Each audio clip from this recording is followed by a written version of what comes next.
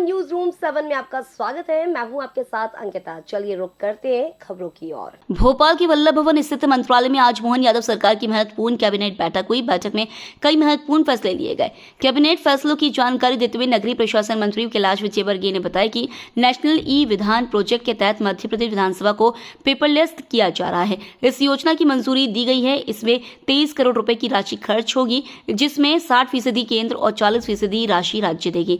इसके अलावा मध्य प्रदेश में सिंचाई की रकबे को बढ़ाने के लिए नर्मदा पर बनने वाली 7 परियोजनाओं को मंजूरी दी गई है, जिसमें 9,271 करोड़ रुपए मंजूर किए गए हैं। यह परियोजना ग्रीन गवर्नेंस का उदाहरण होगा। इसमें एनआईसी द्वारा कार्य किया जाएगा और प्रशिक्षण भी एनआईसी देगी। देश की कई विधानसभाओं में इस प्रोजेक्ट के तहत काम हो रहा है। नेवा, जैसा कि आप जानते हैं, भारत सरकार के डिजिटल इंडिया कार्यक्रम के अंतर्गत सभी प्रदेशों की विधानसभाओं में पेपरलेस, ये ग्रीन गवर्नेंस का एक सबसे बड़ा उदाहरण भी है, पेपरलेस विधानसभा हो। और इसीलिए नेशनल ई विधान एप्लीकेशन के माध्यम से हम विधानसभा में इस योजना को प्रारंभ कर रहे हैं। इसमें लगभग 23 करोड़ रुपए का खर्च होगा और इसमें 60% भारत सरकार देगी, 40% राज्य सरकार वहन करेगी। इसमें जो सॉफ्टवेयर बनेगा वो एनआईसी के द्वारा बनेगा। प्रशिक्षण भी एनआईसी के द्वारा दिया जाएगा। माननीय विधायकों को और कर्मचारियों को सबको प्रशिक्षण देने का काम करेंगे। मेरा ख्याल है कि देश के अंदर ये 13वीं या 14वीं विधानसभा होगी जहाँ जो पेपरलेस और डिजिटल इंडिया के अनुरूप काम करेगी। ये ग्रीन गवर्नेंस का एक बहुत अच्छा उदाहरण होगा। विमुक्त घुमंतु और अर्ध घुमंतु जाति के विद्यार्थी जो हॉस्टल में पढ़ते हैं, तो उन्हें अनुसूचित जाति कल्याण विभाग से कम छात्रवृत्ति मिलती थी। अब आज कैबिनेट ने निर्णय लिया है कि जब भी अनुसूचित जाति कल्याण विभाग के द्वारा विद्यार्थियों को जो छात्रवृत्ति दी जाती है, वही छात्रवृत्ति हमेशा घुमंतु और अर्ध घुमंतु वर्ग के विद्यार्थियों को भी दी जाएगी। ये एक बहुत महत्वपूर्ण विषय है नर्मदा घाटी विकास विभाग का। आप सभी जानते हैं कि 45 वर्ष पहले नर्मदा वाटर डिस्ट्रीब्यूटर ट्रिब्यूनल ने नर्मदा जी के पानी के हिस्सों का आवंटन दिया था। मध्य प्रदेश को 18.25 एमओसीएन फीट पानी लेना था। यह अवार्ड की तिथि 31 दिसंबर 24 को ख़त्म हो रही है।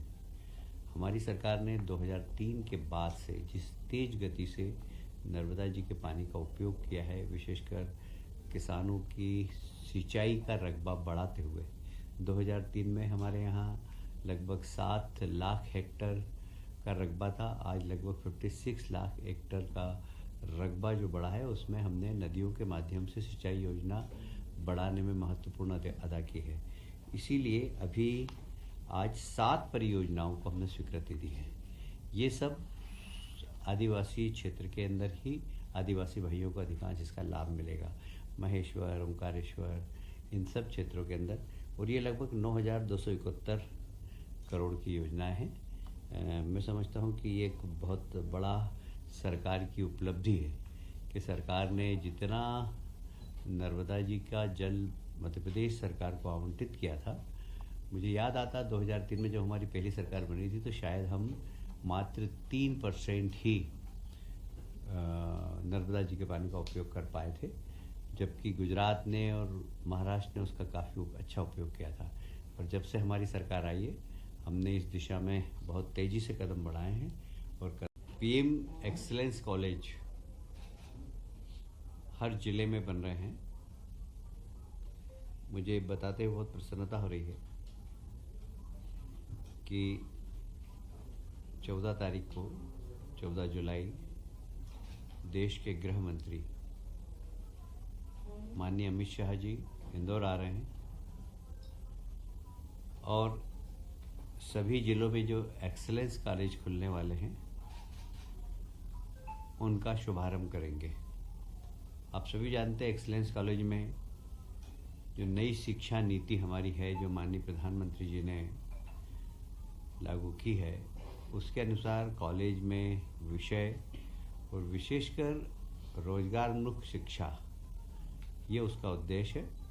तो सभी पीएम एक्सेलेंस कॉलेज के अंदर भारत शासन के निर्देश के अनुसार, उनकी योजना के अनुसार 55 कॉलेजों में नई शिक्षा नीति के अनुरूप शिक्षा भी दी जाएगी और जो डेवलपमेंट करना है वो डेवलपमेंट भी किया जाएगा। भारत शासन के द्वारा प्रत्येक कॉलेज को लगभग 22 करोड़ रुपया दिया जा रहा है और हम भी, राज्य सरकार भी आवश्यकता पड़ेगी तो उसमें बजट में प्रावधान करेंगे। मुझे ये बताते हुए प्रसन्नता है कि 14 तारीख को गृह मंत्री जी इंदौर में एक बृहद वृक्षारोपण के मुख्य अतिथि की भूमिका अदा करेंगे। आप सभी को मालूम होगा, इंदौर ने तय किया है कि हम 55 लाख पेड़ लगाएंगे, तो वो वृक्षारोपण का कार्य तो चालू है। अभी लगभग हमारे यहाँ अभी तक पिछले 4 दिनों के अंदर 10 लाख पेड़ लग चुके हैं और प्रतिदिन 1.5 लाख लोग अलग अलग लगा रहे हैं। पर 14 तारीख को हम वर्ल्ड रिकॉर्ड बनाएंगे, एक साथ एक स्थान पर 11 लाख पेड़ लगाएंगे 24 घंटे के अंदर। 13 तारीख को शाम को 6 बजे से गड्ढे खोदने का काम प्रारंभ हो जाएगा। रात भर गड्ढे खोदेंगे और सुबह 6 बजे से पेड़ लगाना प्रारंभ कर देंगे। 11 लाख पेड़ हम 12 घंटे में लगाएंगे, जिसमें इंदौर शहर के लाखों कार्यकर्ता लगेंगे जो कि इस वर्ल्ड रिकॉर्ड का हिस्सा होंगे। फिलहाल इस बुलेटिन में इतना ही। आप बने रहिए न्यूज रूम 7 के साथ। नमस्कार।